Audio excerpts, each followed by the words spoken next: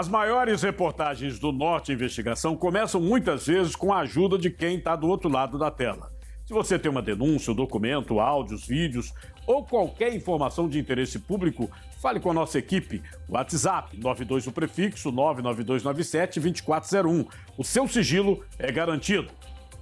O crime organizado já não quer apenas controlar os territórios. Em alguns casos, a disputa pode ir além das ruas e chegar à política. Nas eleições de 2024, 12 pessoas suspeitas de ligação com crime organizado foram eleitas em São Paulo. E para 2026, o Ministério Público Eleitoral quer impedir que facções ganhem espaço dentro dos partidos e das campanhas. Quando o assunto é ameaça à democracia, outro caso chamou a atenção das autoridades. A Polícia Civil no Distrito Federal descobriu um plano para atacar ministérios e o Palácio do Planalto durante o período eleitoral deste ano. Acompanhe agora os detalhes na tela do Norte Investigação. A eleição deveria ser o momento em que cada cidadão escolhe livremente quem vai representá-lo. Mas em algumas regiões do Brasil, essa escolha pode ser ameaçada por uma força que nem aparece na urna e tentar influenciar o voto antes mesmo de ele acontecer. É o poder das facções criminosas. Nesse período de campanha, quem pode entrar é aquele candidato que fecha lá com uma facção, que paga alguma coisa, que promete emprego à família dos faccionados, das mulheres, né? E que paga para o chefe da facção.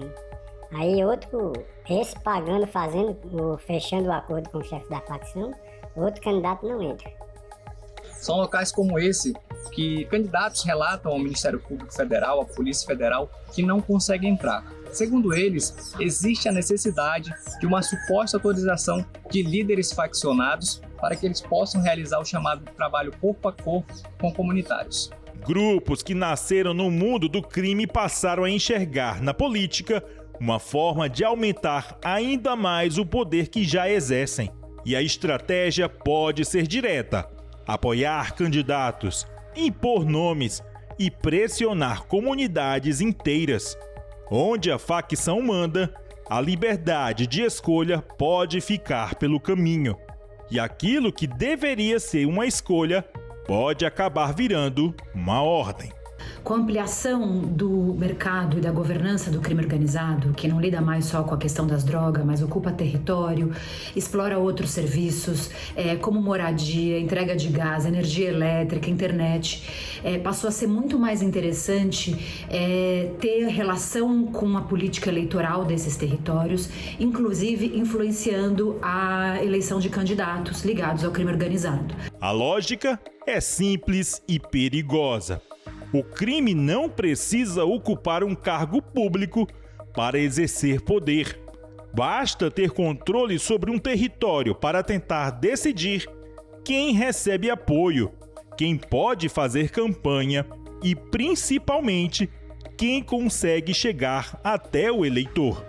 Assim, a política passa a ser mais uma ferramenta para proteger e ampliar os negócios do crime. É uma tentativa de favorecer, beneficiar os aliados de pessoas do mundo do crime organizado, as facções. Lembrando que as facções são os tentáculos, o braço armado do crime organizado. Então essas pessoas utilizam a violência, a tentativa de impedimento. Essas são as informações que chegam para a gente, esses informes, e que nessa tentativa é exatamente para que eles se beneficiem, ou seja, tentando influenciar o sistema político para que a política beneficie exatamente aí o criminoso, o faccionado, o traficante, o homicida ou qualquer pessoa envolvida aí no mundo do crime, ou seja, tentar beneficiar a criminalidade, o crime organizado. Eles utilizam uma festa, uma reunião, um bar, o dia a dia e colocam esse tipo de questão. O apoio só será dado com autorização do chefe, ou seja, quem seria esse chefe nas comunidades? De quem estaria vindo essa ordem para que pessoas não pudessem adentrar e fazer campanha nas comunidades. A gente lembra que agora em 2024, campanha eleitoral municipal, houveram várias denúncias. Aqui, inclusive, um colega nosso, que hoje é vereador, também se sentiu intimidado de adentrar em uma comunidade por conta exatamente do medo, ou seja, existe o sentimento do medo. Os faccionados, o crime organizado, colocam isso como uma verdade nas comunidades e as pessoas têm medo de até denunciar. E quando o crime organizado entra na disputa eleitoral, o objetivo não é terminar no dia da votação. O que vem depois também está em jogo. Mais influência, acesso ao poder público e espaço para defender interesses criminosos. É a tentativa de transformar o controle das ruas em poder político. Dentro do sistema que fornece o emprego na educação, seja creche, escola, PSF, né?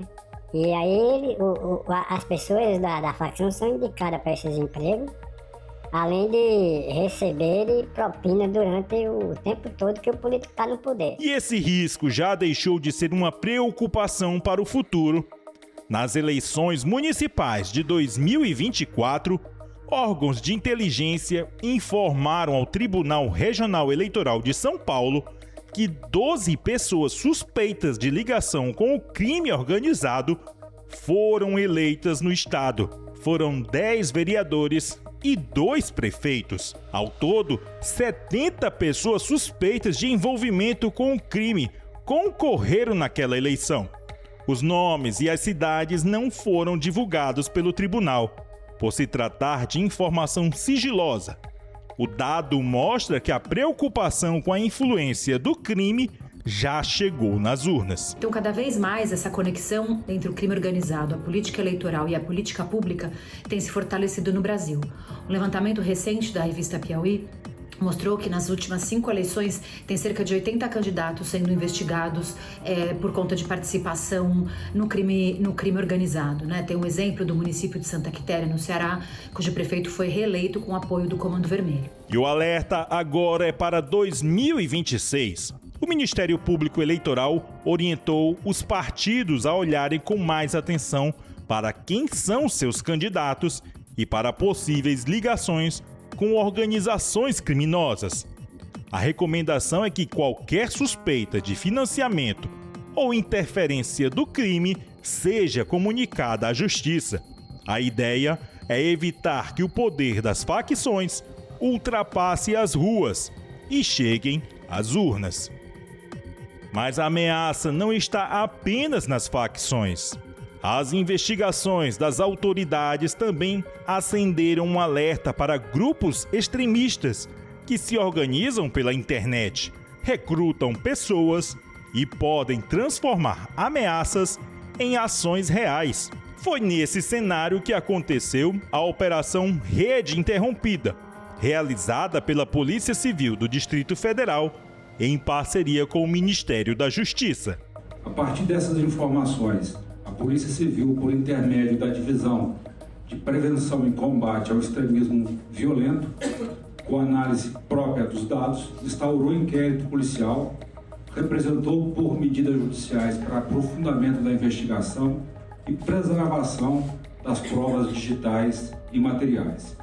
Na apuração foram identificados 8 alvos em 5 unidades federativas distintas: Santa Catarina, Rio Grande do Sul, Paraná, São Paulo e Pernambuco. Segundo as autoridades, 8 pessoas com idades entre 19 e 31 anos são investigadas em 5 estados.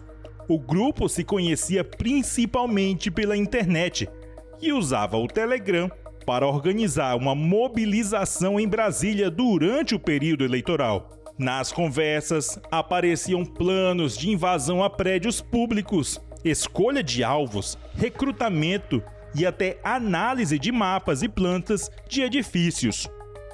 E por que isso é muito grave? Isso é muito grave porque, em geral, essas facções exercem domínio territorial, elas controlam o local onde as pessoas vivem, elas usam a força para coagir as pessoas, seja para usar um determinado serviço, um determinado fornecedor de gás, por exemplo, seja para pressionar em quem elas vão votar.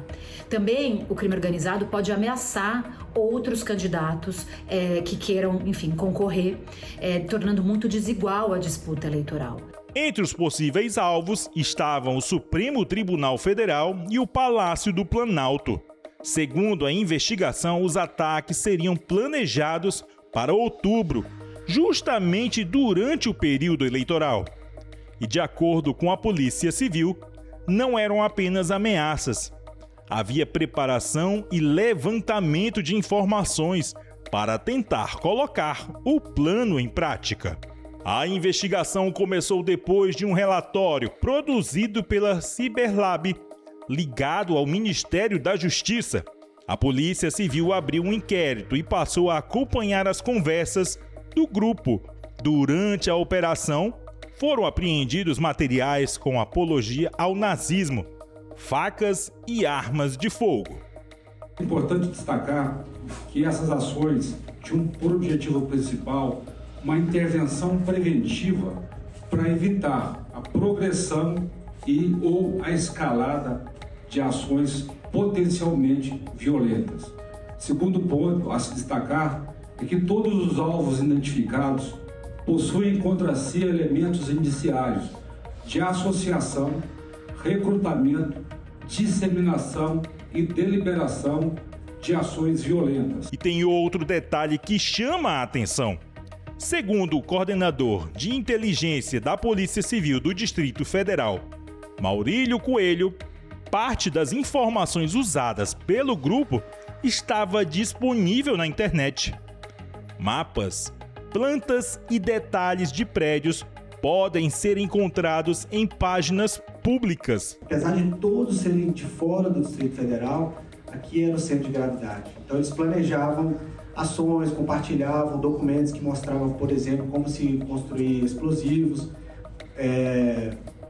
mapas, plantas baixas de edifícios públicos, nas palavras deles, para escolha de alvos primários aqui no Distrito Federal. Informações que à primeira vista parecem comuns, mas que nas mãos erradas podem ajudar a planejar um ataque. Acabou gerando essa vulnerabilidade, é algo que a gente já está no nosso radar. Para eventualmente detectado algum risco, a gente pede. Em um lado, o crime organizado tenta levar o controle das ruas para dentro das urnas. Do outro, grupos extremistas usando a internet para transformar discursos em ameaças. São situações diferentes, mas que acendem o mesmo alerta. Quando o crime tenta interferir na democracia pela força, pela intimidação ou pelo medo, o problema vai além da eleição. Está na liberdade de escolha de cada eleitor. Seria muito importante que a Justiça Eleitoral fizesse um monitoramento mais completo de todos os candidatos e candidatas para avaliar essa relação com o crime organizado, algum tipo de antecedente criminal, porque isso é bastante grave, né? Então, eu acho que a gente precisa reforçar ainda mais o papel da Justiça Eleitoral, que precisa trabalhar dessa forma mais ativa, também em parceria com as instituições de segurança, com a Polícia Federal, as polícias locais, para que a gente tenha eleições livres e que a gente evite que mais candidatos ligados ao crime organizado concorram ou mesmo sejam eleitos. O que essa reportagem revela é que a relação entre o crime organizado e a política precisa ser tratada como uma questão de segurança pública e de defesa da democracia. Quando uma facção consegue apoiar candidatos, controlar territórios ou pressionar eleitores, ela passa a tentar transformar o poder criminoso em poder institucional. E isso não significa apenas financiar uma campanha ou apoiar um nome. A influência pode acontecer de forma muito mais sutil, com restrição à circulação de candidatos, pressão sobre moradores, controle de territórios e até a imposição de quem pode ou não receber votos. é uma forma de interferência que ataca diretamente a liberdade de escolha. Por isso, a atuação preventiva do Ministério Público, da Justiça Eleitoral, das polícias e dos órgãos de inteligência é fundamental. Identificar possíveis vínculos, acompanhar o financiamento das campanhas e investigar denúncias. Isso pode evitar que organizações criminosas ganhem espaço dentro das instituições. E existe uma outra ameaça: o extremismo violento. A Operação Rede Interrompida mostra como grupos podem usar a internet para recrutar, planejar e tentar transformar discursos radicais em ações concretas. São ameaças diferentes, mas que exigem a mesma resposta: investigação, prevenção e o funcionamento pleno das instituições para garantir que o voto continue sendo uma escolha do eleitor e não uma imposição do crime. Daqui a pouco as notícias pelo Brasil. O Giro do Norte. Você que é diretor ou coordenador, a sua escola está preparada para ensinar a educação financeira? A nova Base Curricular Nacional determina a educação financeira ao longo da educação básica. Mas como levar esse conteúdo para a sala de aula de forma prática, envolvente, sem sobrecarregar os professores? A Starlit Studios tem sistemas onde os alunos aprendem de forma lúdica, divertida, conceitos como planejamento financeiro, consumo consciente, poupança, tomada de decisões. Você quer saber mais? Preste atenção, na tela tem um QR Code, viu?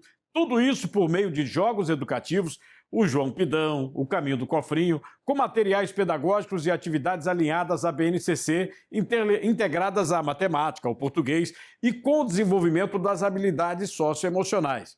E o melhor, a implementação é rápida, acompanhada de suporte pedagógico e durante todo o ano garantindo mais tranquilidade para a equipe escolar. Starlit Studios, inovação, gamificação e educação caminhando juntas para preparar as crianças para os desafios da vida real.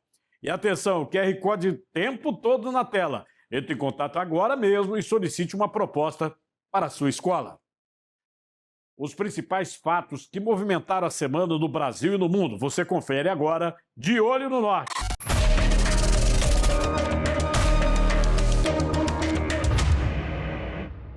As forças das chuvas em Rondônia deixaram prejuízos para empresários e comerciantes. Mesmo os estabelecimentos funcionando normalmente, muitos tiveram danos e prejuízos causados pelo excesso de água. Mercadorias foram danificadas, estruturas foram derrubadas e os gastos aumentaram. Agora, empresários fazem as contas para saber quanto foi perdido de fato com todo esse prejuízo. O cenário é de preocupação. A chuva foi embora, mas o prejuízo permanece. Para quem trabalha no comércio, cada dano causado tem um custo.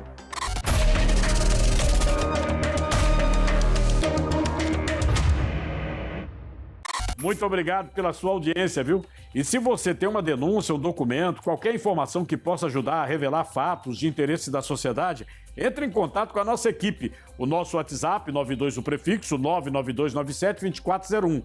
Seu sigilo é garantido. Reveja esta e outras reportagens nas nossas plataformas digitais e acompanhe as redes sociais do Grupo Norte Comunicação. No próximo programa, novas investigações, novos documentos e reportagens exclusivas. Até a próxima!